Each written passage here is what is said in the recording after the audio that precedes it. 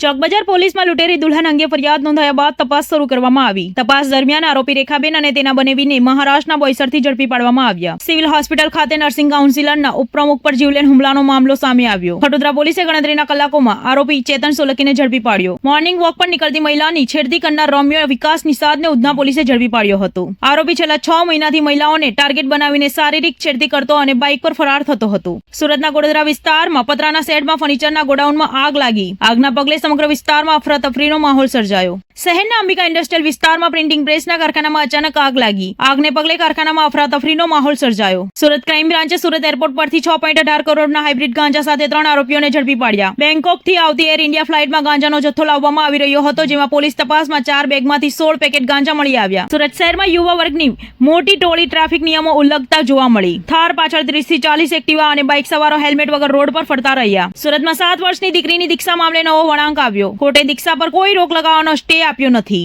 સુરત જિલ્લામાં ફરી ધર્માંતરણ મુદ્દો ગરમાયો છે. દેવ બિરસા સેના દ્વારા આદિવાસી સંસ્કૃતિ બચાવવા કલેક્ટરને રજૂઆત કરવામાં આવી. સુરત પોલીસે અફીણ અને પોસ્ટ ડોડાના જથ્થા સાથે 2 આરોપી બુધારામ અને દિનેશ કુમારની ધરપકડ કરી. અફીણ અને પોસ્ટ ડોડા જેની કિંમત 2 લાખથી વધુ હોવાનું અનુમાન.